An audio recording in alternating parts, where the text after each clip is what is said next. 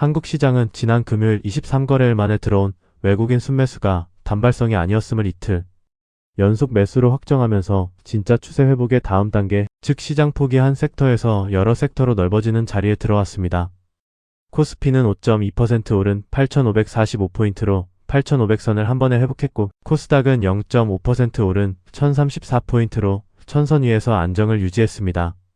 환율은 1,512원으로 1,500원에 한 단계 더 가까워졌고, 미국이 지난 금요일 피자 반등, 둘째 날 추가 상승을 그렸던 흐름이 그대로 한국 반도체와 자동차로 옮겨왔습니다.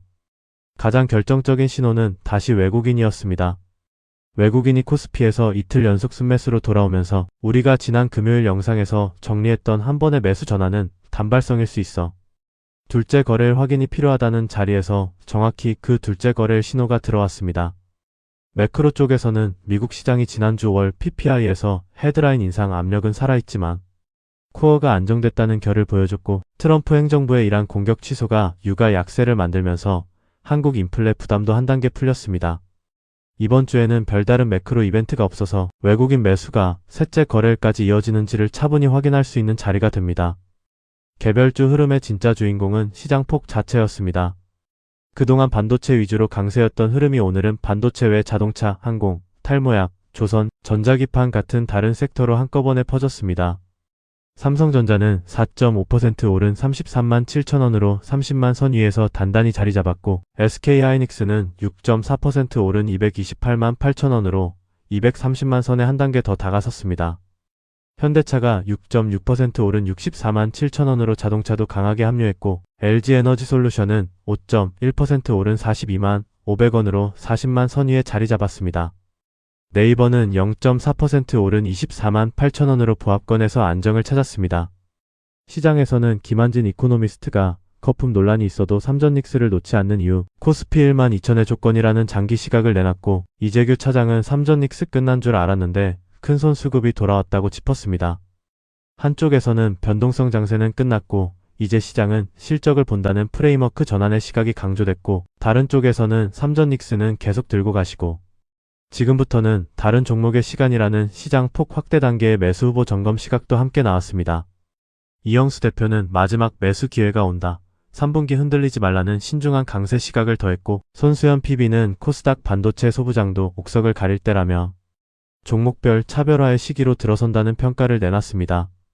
오늘 배울 점은 진짜 추세 회복이 확정된 다음 시장이 어떻게 다음 단계로 넘어가는가, 그리고 그 다음 단계에서 매매 대상이 어떻게 바뀌어야 하는가입니다. 우리는 지난 화요일 6월 9일에 피자 반등 첫째 날을 두 시나리오로 나눠봤고, 수요일에 단기 되돌림으로 첫 답을 받은 다음 지난 금요일에 외국인 23거래일 만에 첫 순매수가 들어오면서 진짜 추세 회복으로 확정됐습니다. 오늘은 그 추세 회복이 한 단계 더 나아갔습니다. 첫째, 외국인이 이틀 연속 순매수로 돌아오면서 금요일 매수가 단발성이 아니었다는 사실이 확인됐습니다. 둘째, 시장의 폭이 한 섹터에서 여러 섹터로 넓어졌습니다. 그동안 반도체 한 곳에서만 매수가 들어오던 자리가 오늘은 자동차, 항공, 탈모약, 조선, 전자기판까지 한꺼번에 강세로 바뀌었습니다. 시장에서는 이걸 시장 폭 확대라고 부릅니다. 비유로 보겠습니다. 비가 처음 내릴 때는 한 줄기로 한 곳에 떨어지지만 그 비가 모여 강을 이루면 여러 줄기로 갈라지면서 더 많은 땅을 적시기 시작합니다. 시장도 같습니다. 처음 매수가 들어올 때는 가장 사랑받던 한 종목, 보통 반도체 같은 자리에 먼저 들어오지만 그 매수가 본격적인 강의 흐름으로 자리 잡으면 옆 섹터로 한 번씩 갈라지면서 시장 전체가 다시 살아납니다. 한 가지 더 짚어야 할 점은 시장 폭 확대 단계에서는 매매 대상도 같이 바뀐다는 것입니다. 첫째 단계에는 그동안 사랑받던 반도체 코어 종목이 매수 대상이지만, 둘째 단계에는 반도체 외에 그동안 안 올랐던 종목들 가운데 펀더멘털이 단단한 자리가 후보가 됩니다. 오늘 한쪽에서 삼전닉스는 들고 가시고, 지금부터는 다른 종목의 시간이라고 했던 시각이 정확히 그 자리입니다. 그래서 어떻게 해야 할까요?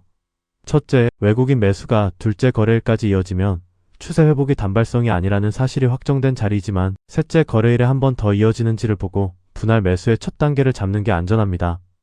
둘째, 시장 폭 확대 단계에서는 반도체 코어를 그대로 보유하면서 그동안 안 올랐던 다른 섹터, 예를 들어 자동차, 조선, 항공, 바이오 같은 후보 가운데 펀더가 단단한 자리를 함께 점검해야 합니다.